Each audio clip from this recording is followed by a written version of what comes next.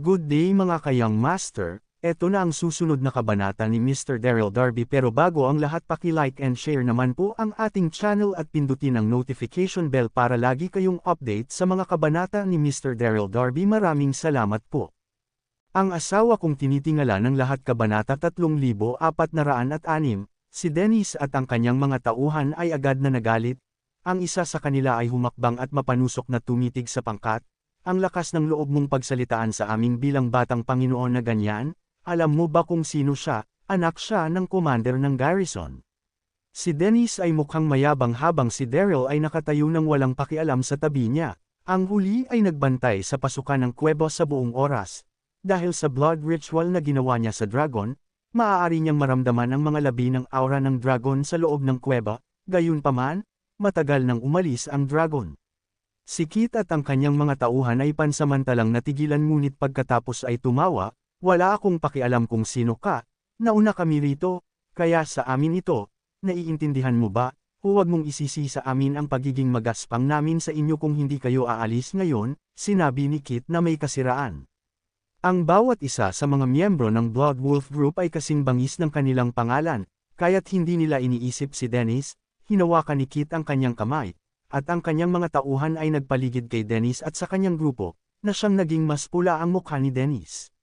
Ang lakas ng loob nilang umakto ng ganyan matapos malaman na kung sino ako, ngunit mas marami sila kaysa sa amin, isip ni Dennis, ang lakas ng loob mo, kilalanin mo ang iyong sarili ngayon, maniwala ka sa akin kapag sinabi kong may kapangyarihan akong itapon ka sa kulungan, banta sa kanila ni Angeline. Si Kit at ang kanyang mga tauhan ay lumingon kay Angeline at nagulat sila sa kanyang kagandahan, umabot ang mga ito ng 10 segundo upang makabawi. Hoy, ganda, narinig mo na ba ang tungkol sa Blood Wolf Group? Tanong ni Kit habang nagmamadali siya patungo kay Angeline upang mas lalong matitigan siya, naghahanap ng asawa ang aming pinuno ng pangkat, bagay ka para sa kanya. Nang sabihin niya iyon, itinaas na ni Angeline ang kanyang kamay at sinampal si Kit ng buong lakas. Sumigaw si Kit sa sakit at gumawa ng isang hindi sinasadyang hakbang paatros bago umupo sa lupa na may isang kaibig-ibig na bagsak. Hindi malakas ang sampal kahit na ginamit ni Angeline ang lahat ng kanyang lakas, ngunit hindi inaasahan na walang oras si Kit upang pigilan ito. Walang kwentang blood group, ikaw ay walang iba kundi isang walang kahihiyang mga bandido, ang lakas ng loob mong magsalita sa akin ng ganyan. Gusto mo bang mamatay? Malamig na tanong ni Angeline. Agad na lumabas ang kanyang maharlikang kilos. Paano niya makukuha ang paghiga na iyon noong siya ay nakababatang kapatid na babae ng Reyna? Bukod ron, siya ay kilala na puro at may mataas na katayuan. Hinawakan ni Kit ang kanyang pisngi ng isang kamay at itinuro ang isa kay Angeline, medyo malakas. Iyon, ganda. Pagkatapos ay lumingon siya sa kanyang mga tauhan at sinabi ng may galit sa kanyang mga mata. Kayo, itali niyo siya, at papaikutan natin siya mamaya para lahat makatikim. 8 lalaki agad ang sumugod patungo kay Angeline, namutla ang kanyang mukha, at mabilis siyang nagtago sa likuran ni Daryl. Huwag kang mag-alala, prinsesa, sabi ni Dennis at, nang walang pag-aatubili ay nilabas niya ang kanyang espada. Kayo, oras na upang turuan ang mga iyon ng leksyon, sumama siya sa ibang pangkat. Isa-isa ang kanyang mga tauhan ay naglabas ng kanilang banal na enerhiya at sinundan siya sa labanan. Ang grupo ni Kit ay mas marami kesa sa kanila, ngunit ang mga tauhan ni Dennis ay mga tanyag mula sa garrison. Kapag ang grupo ni Kit ay kumilos ng walang paggalang kay Angeline, lalo silang nag-udyok na ilabas sila. Siyempre, si Angeline ay kapatid din ng Reyna, wala sa kanila ang maliligtas kung may mangyari sa kanya. Kabanata 3407, Kiteng-kiti na si Daryl na sumali sa laban pero pinigilan niya ang sarili niya, pinipili na laruin ni Dennis ang pagiging bayani. Seryoso ang laban ng dalawang panig, at ang mga sigaw ng sakit ay umalangaw sa bungad ng kuweba, wala sa oras. Ang 6 sa mga tauhan ni Kit ay wala ng malay sa lupa habang ang 2 tauhan ni Dennis ay nagtamo lamang kaunting pinsala. Umakto namang bayani si Dennis tuwing laban at patuloy na winawasiwas ang kanyang espada kay Kit, na halos balot na ng dugo. Atres, sigaw ni Kit nang napagtanto niya na hindi pabor ang laban ba ito, si Kit at ang kanyang mga tauhan agad na umalis sa kabundukan, bago mawala sa kanilang paningin, umikot si Kit at tinuro si Dennis, tandaan mo ang mga sasabihin ko, babalik ako, hintayin mo akong patunayan na isa kang duwag. Hanggang sa nawala siya, Si Dennis at ang kanyang mga kalalakihan ay tumawa ng napakalakas. Ayon lang ba ang gusto nila? Gandang biro? Lahat sila ay lasing sa kasiyahan dahil sa pagkapanalo. Dennis, ikaw ang tagapagligtas ko, ang tapang mo Ron, ngumiti si Angeline habang pinupuri siya. Ramdam ni Dennis na para siyang nasa alapaap. Salamat, prinsesa, karangalan kong pagsilbihan ka. Maari nating kuhain ang natitirang oras sa paglilibot sa kuwebo ngayon na wala na ang mga peste. Tumanggo si Angeline, at ang lahat, ang dalawa sa kanila ay pumasok sa kuweba kasama ang iilang gwardiya na nakasunod sa kanila. Ngumiti si Daryl bago rin pumasok ng kuweba, namamangha siya kung gaano kabihasa si Dennis. Ang loob ng kuweba ay malaki ngunit walang laman. Maliban sa mga marka ng kuko sa pader, wala nang pagpapakita na nandito ang dragon. Nadismaya si Angeline, huwag kang panghinaan ng loob, prinsesa, sigurado ako na babalik ang dragon dahil pinili nila ang lugar na ito bilang tirahan. Bakit hindi natin siya hintayin sa pamamagitan ng pananatili rito buong gabi? Punong-puno ng pag-asa ang mga mata ni Dennis nung sinabi niya iyon. Wala siyang pakialam kung makita niya man ang dragon, ang gusto niya lang ay ang makasama si Angeline. Nag-alangan si Angeline, hindi maari, sabi ni Daryl. Naglakad patungo kay Dennis, hindi dapat manatili ang prinsesa sa mabangis na lugar, babalik na kami ngayon. Tapos ay lumingon kay Angeline, sinabi niya, mababaliw ang reyna sa oras na malaman niyang wala ka sa palasyo. Tumigil ka, wala kang karapatang magsalita. Anong ginawa mo nung binastos ang prinsesa? Bakit hindi ka sumali sa laban, hindi ka tumulong, kaya tama na ang kakadada mo riyan, ani Dennis. Oo nga, alam ko siya ang gwardiya sa bungad ng palasyo, mas malakas siyang magsalita kaysa laban. Paano kaya niya nakuha ang posisyon? Sabi ng iba pang gwardiya. Mabilis na kumalat ang mga insulto, dumagdag sa apoy ni Daryl pero nagawa niyang pakalmihin ang kanyang galit. Ang pinakamahalagang bagay ay ang mabalik ang prinsesa sa palasyo at hanapin ang Holy Jade Scripture. Walang panahon upang sayangin ang kanyang hininga sa mga taong iyon. Kabanata 3408. Sige, tama na iyon. Ako ay, sinabi ni Angeline na may kaunting Simon. Siya ay nag-ambala sa tunog ng mga yapak na nagmula sa labas. Si Dennis ay sumimangot at sumenyas para sa isa sa kanyang mga tauhan upang tingnan ito. Ang tao ay nagtungo sa harap ng yungib at sinabi nanginginig na sinabi, Batang Panginoon, nakikita ko ang mga kalalakihan mula sa perhong pangkat tulad ng mga tao kanina. Agad na nagbago ang ekspresyon ni Dennis, at mabilis siyang lumabas sa kuweba kasama ang kanyang mga tauhan, kasama sina Daryl at Angeline na sumusunod mula sa likuran. Nang nasa labas, natigilan sila sa mas maraming bilang ng mga kalalakihan na nakatayo sa pasukan ng kuweba. Mayroong hindi bababa sa 400 mga kalalakihan, at ganap nilang hinaranggan ang bungad ng kuweba. Ang nangunguna sa pangkat ay isang taong walang kabuluhan na may marka ng ulo ng lobo sa kanyang noo. Siya ay si Butch Lee. Tumayo si Kit, ang kanyang mukha ay tila namamaga ng kaunti, pinagpag niya rin ang kanyang balikat ng walang katuturan. Gayunpaman, walang imak na tumawa si Dennis. Boss, malakas na sigaw ni Kit at itinuro niya si Dennis. Iyon siya. Nauna kami rito, ngunit hinabol niya kami palayo, pinatay niya ang ilan sa aming mga tauhan. Inobserbahan ni Butch ang bawat isa sa kanila ng malamig bago magpahinga sa kanyang tingin kay Dennis. Pagod ka na sigurong kayong mabuhay kaya ang lakas ng loob niyong sugurin ang Blood Wolf Group, paano mo iminumungkahi na ayusin natin iyon? Biglang isang banal na enerhiya ang sumabog mula sa katawan ni Butch. Si Dennis at ang kanyang mga tauhan ay nag-alala sa kanyang kilabot niyang aura. Makalipas ang ilang segundo, pinili ni Dennis ang isang ngiti at sinabing, hindi niyo na kailangang magmadali, mayroong lamang ilang uri ng hindi pagkakaunawaan. Hindi hinintay ni Butch na tapusin niya ang sinasabi niya at ginambala siya ng malamig. Hindi pagkakaunawaan, ninakaw mo ang aming kuweba at nasugatan ang aking mga tauhan, ang mga iyon ay hindi pagkakakunawaan. Namula ng sobra ang mukha ni Dennis, at pansamantala siyang natahimik, nagsimulang mabalisa rin si Angeline. Kahit na hindi sila malayo sa kapital, alam niya na mahirap na tumawag para sa backup kapag nahaharap sa napakaraming mga kalaban. Sinulyapan ni Butch si Dennis at sinabi, narinig ko na ikaw ay anak ng commander ng garrison. Oo, tama ka, galit na tumanggo si Dennis at pinilit ang isa pang ngiti, siguro ang iyong guro ay kilala ang aking ama. Sigurado ako na magiging masaya siya kung patawarin mo ako, nang hindi naghibintay sa kanya na matapos.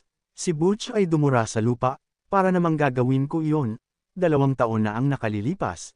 Si Butch ay nakagawa ng isang krimen sa kanyang oras sa kabisera, pinalibutan siya ng tatay ni Dennis at ng kanyang mga tauhan, at bahagya siyang nakatakas. Kaya natural lamang para sa kanya na maging isang napakarumi na kalagayan sa sandaling alam niya kung sino ang kausap niya. Natigilan si Dennis. Ano ang gusto mo? Tinatanong niya ng isang mukha na puno ng kapaitan. Huminga ng malalim si Butch at sinabi ng walang emosyon. Simple lang, hahayaan ko ang bagay na ito kung bibigyan mo kami ng isa sa iyong mga kalalakihan at hayaan ang babae na gumugol ng isang gabi sa akin. Nagsimula ng umugang ang ulo ni Dennis nang marinig niya ang mga kahilingan ni Butch. Kabanata 3409, ang Kat-Angie tanging mukha ni Angeline ay namula sa kahihiyan at galit. Baliw ang lalaking iyon kung iniisip niya na gugulin ko ang buong gabi ko sa kanya. Kapatid ako ng Reyna, hindi ako isang pokpok. Nag-alangan si Dennis, naiwala na iyon ni Butch at sumigaw, huwag mong ubusin ang pasensya ko. Payag ka ba o hindi sa kahilingan ko? Sa katunayan, kumulabog ng sobra ang puso ni Dennis habang pinunasan ng pawis paalis sa kanyang noo, ibibigay ko sa iyo ang isa sa mga tauhan ko.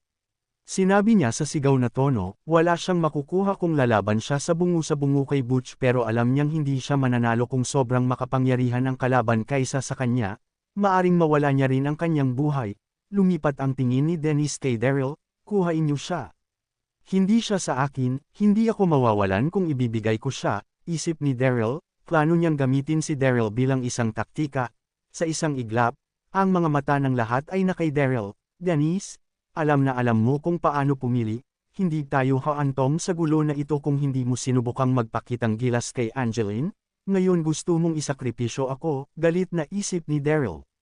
Ikaw, bulong ni Angeline, marami sila, prinsesa, hindi tayo mananalo, kailangan nating gawin ang lahat ng kaya natin para maayon ang kabilang panig, walang kwenta ang gwardiya na ito, kaya wala dapat ay pangamba sa kanyang kamatayan, tahimik na sabi ni Dennis. Kahit anong sabihin mo, tauhan pa rin siya ng palasyo, sabi ni Angeline.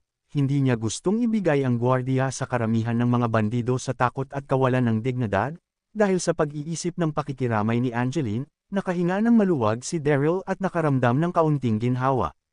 Kahit papaano ay may pagpapahalaga pa rin siya sa kanyang tauhan, matapos maisip iyon, sinabi niya, sige pupunta ako, unti-unti siyang gumawa ng hakbang patungo kay Butch. Ang ngiti ay sumilay sa mukha ni Dennis, buti naman, mamahinga ka na ng payapa sa isang kaalaman na ang iyong kamatayan ay nangangahulugan na ang lahat sa amin ay mabubuhay. Sinimula ni Angeline kalampagin ang kanyang mga paa sa lupa sa sobrang pagkabalisa. Gusto niyang pigilan si Daryl pero pinigilan ang sarili nang nakita ang malademonyong ngiti sa mukha ni Butch.